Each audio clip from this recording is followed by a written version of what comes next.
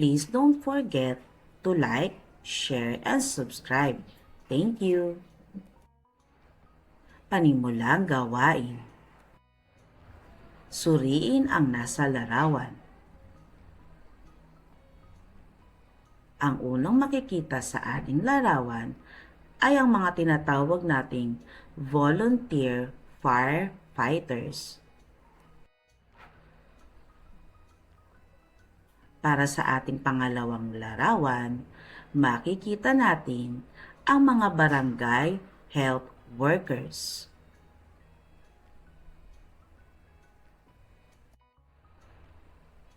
Sa pangatlong larawan, makikita naman natin ang guro at mga daycare workers.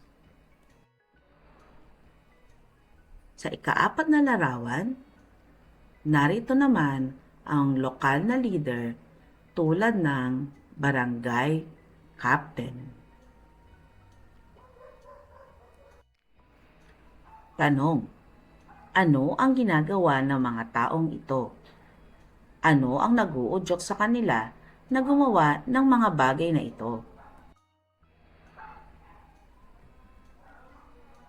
Ang kanilang mga gawain ay nakatuon sa pagsisilbi sa kapwa at pagpapanatili ng kaayusan sa komunidad.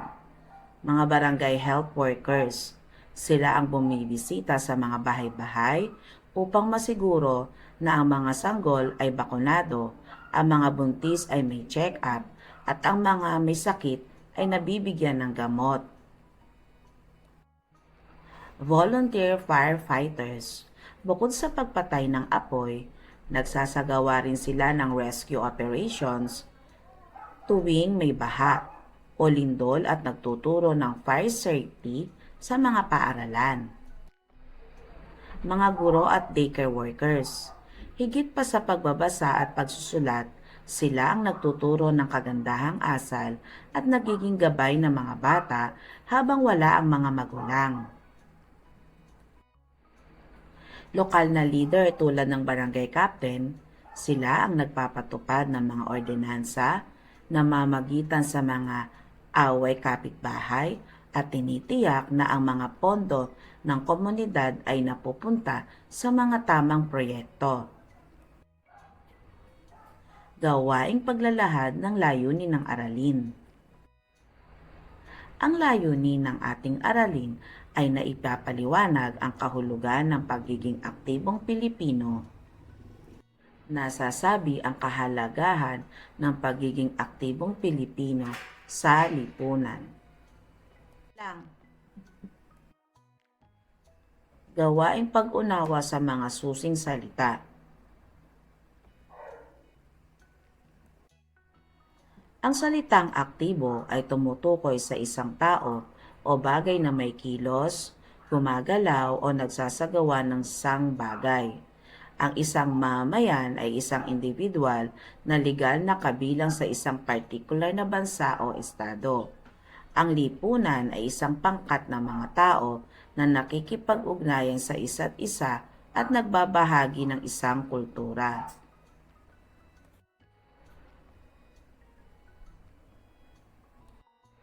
Pagbasa sa mahalagang pag-unawa o susing idea. Basahin ang kwento, Maangaambag ni Jose Rizal. Si Jose Rizal, ang ating pambansang bayani, ay isang multifaceted na individual na nag-iwan ng malalim na marka sa kasaysayan ng Pilipinas. Bilang isang doktor, manunulat at revolusyonaryo, nagamit niya ang kanyang talino at impluwensya upang labanan ang mga kasamaan ng kolonyalismong Espanyol at upang mag-udyok ng pagbabago sa lipunan. Narito ang mga pangunahing katangian at ambag ni Rizal. Matalinong intelektual. Nagtapos si Rizal ng medisina at nag-aral ng iba't ibang larangan. Ginamit niya ang kanyang kaalaman upang ilantad ang mga kalupitan ng mga Kastila sa kanyang mga nobela, ang Noli Me Tangere at El Filibusterismo. makabayang Pilipino. Ang kanyang pagmamahal sa bayan ang nag-udyok sa kanya upang isulat ang kanyang mga nobela at upang mag-organisa ng mga kilusan upang makamit ang kalayaan ng Pilipinas. Masipag at masikhay, si Rizal ay kilala sa kanyang kasipagan at determinasyon. Nag-aral siya ng mabuti, nagsulat ng mga artikulo at tula, at naglakbay sa iba't ibang bansa upang makalikom ng suporta para sa kanyang mga adhikain. Malikhain at mapanuri, ginamit niya ang kanyang talino at imahinasyon upang lumikha ng mga obra na nagpapakita ng mga suliranin ng lipunan at nagbibigay inspirasyon sa mga Pilipino. Mapanindigan ang prinsipyo. Kahit na nahaharap sa maraming pagsubok, nanatili siyang matatag sa kanyang paniniwala at hindi tumigil sa paglaban para sa kalayaan ng Pilipinas. Ang mga ginawa ni Rizal ay nag-iwan ng malaking impluwensya sa kasaysayan ng Pilipinas. Ang kanyang mga akda ay naging inspirasyon sa mga Pilipino na lumaban para sa kanyang karapatan at kalayaan. Ang kanyang pagkamatay ay naging hudyat ng pag-alsa laban sa mga Espanyol. Ang pamana ni Rizal ay patuloy na nabubuhay sa puso ng bawat Pilipino. Siya ay isang simbolo ng pag-asa, pagkakaisa at pagmamahal sa bayan. Ang kanyang mga aral ay nagsisilbing gabay sa atin upang maging mas mabuting mamayan at upang magpatuloy sa pagsusulong ng pag-unlad ng ating bansa. Sa pamamagitan ng pag-aaral ng buhay at mga ginawa ni Jose Rizal, mas lalo nating mauunawaan ang kahalagahan ng pagiging isang aktibong mamayan at ang papel natin sa pagbuo ng isang mas mahusay na lipunan. Narito ang mga sagot sa mga pamprosesong tanong. Paano nakatulong kay Jose Rizal ang kanyang mga katangian para siya ay maging isang bayani? Ang mga katangian ni Rizal ang nagsilbing sandata niya sa gitna ng laban na hindi ginagamitan ng dahas. Katalinuhan, dahil sa kanyang pagiging intelektual, napatunayan niya na ang mga Pilipino ay hindi Indio o mangmang, kundi kapantay ng kahit sinong lahi sa mundo.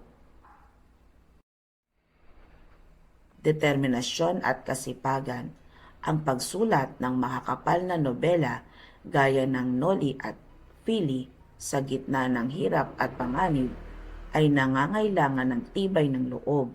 Kung wala ang kanyang pagiging masikhay, hindi mailalantad ang mga kanser ng lipunan. Prinsipyo, ang kanyang paninindigan ang nagbigay sa kanya ng kredibilidad. Hindi siya natakot mamatay para sa kanyang mga isinulat na nagpakita na ang kanyang pag-ibig sa bayan ay higit pa sa pagmamahal sa sariling buhay.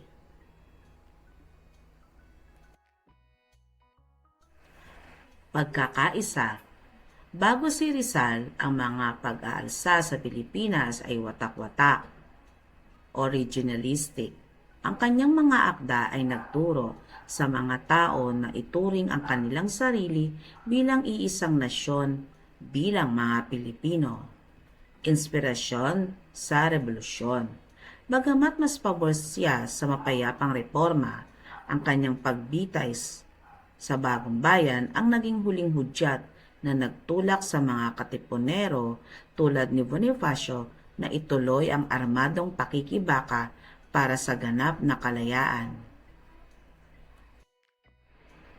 Number 3. Paano natin mapapanatiling buhay ang pamana ni Rizal?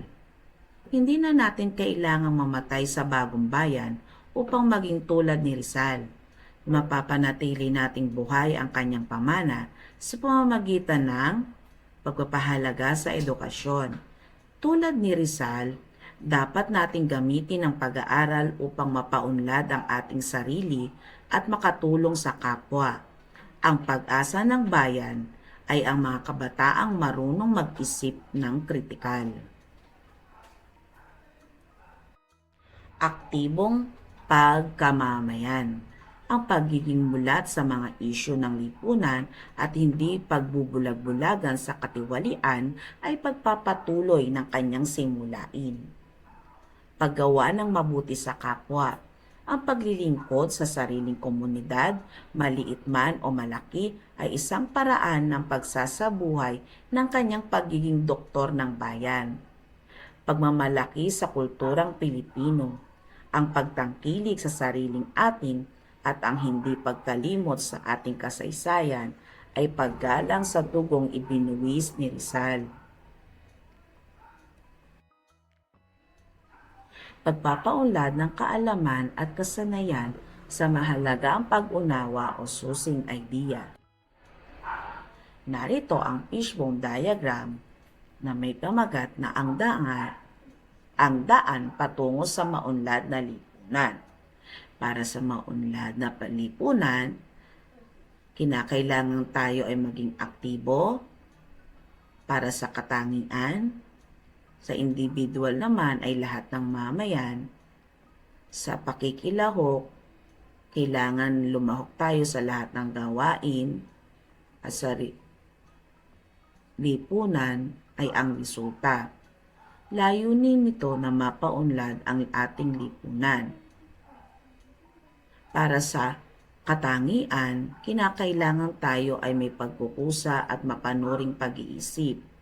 Sa mamayan naman, kinakailangan tayo ay may karapatan at may tungkulin.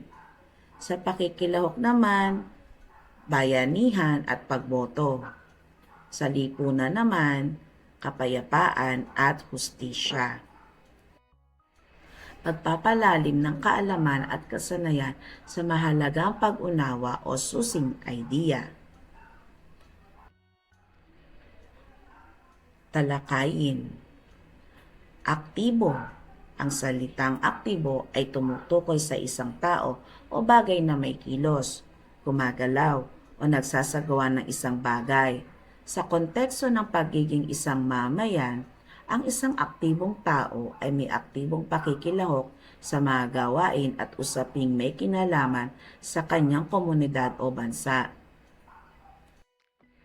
Mamayan. Ang isang mamayan ay isang individual na legal na kabilang sa isang particular na bansa o estado.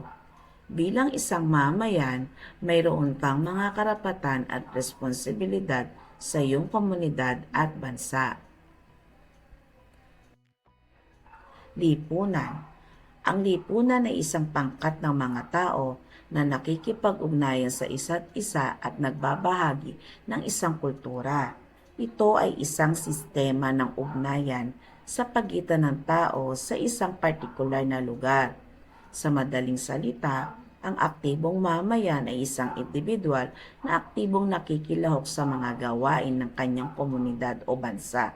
Isinasagawa niya ito sa lipunang kanyang kinabibilangan o ang samahan ng mga taong may pakikipag-ugnayan sa isa't isa at may karaniwang kultura at interes. Halimbawa ng isang aktibong mamayan, isang taong nagboboluntaryo sa isang samahang pangkabuhayan, isang mag-aaral na aktibo sa mga organisasyong pampaaralan, isang mamayang sumusulat ng mga opisyal ng pamahalaan upang ipahayag ang kanyang mga hinaing, isang negosyanteng sumusuporta sa mga lokal na produkto. Ang isang aktibong mamayan ay isang mahalagang bahagi ng isang malusog at umuunlad na lipunan. Ang kanilang mga kontribusyon ay nakakatulong upang mapabuti ang buhay ng lahat. Paglalapat at Bakit dapat na maging isang aktibong Pilipino?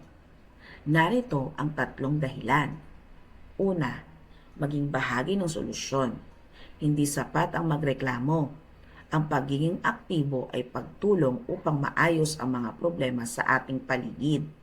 Pangalawa, protektahan ng karapatan. Kapag mulat at aktibo ka, masisiguro mong hindi ka maaapi at mapapakinggan ng iyong boses sa lipunan. Pangatlo, pagunlad ng lahat. Ang bansa ay uunlad lamang kung ang bawat Pilipino ay nagtutulungan at may disiplina. Pagtataya ng natutuhan. Gumawa ng maikling sanaysay tungkol sa isang aktibong mag-aaral sa paaralan. Halimbawa, ang aktibong mag-aaral. Ang pagiging aktibong mag-aaral ay hindi lamang tungkol sa pagkakaroon ng matataas na grado.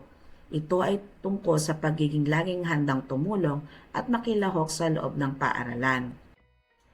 Sa loob ng aming silid-aralan, ang isang aktibong bata ay nakikinig ng mabuti sa guro at nagtataas ng kamay kapag may gustong itanong o sagutin. Hindi siya natatakot magkamali dahil alam niyang bahagi ito ng pagkatuto. Bukod sa pag-aaral, siya rin ay matulungin sa kanyang mga kaklase. Halimbawa, kapag may nahulog na gamit ang kanyang katabi, agad niya itong pinupulot.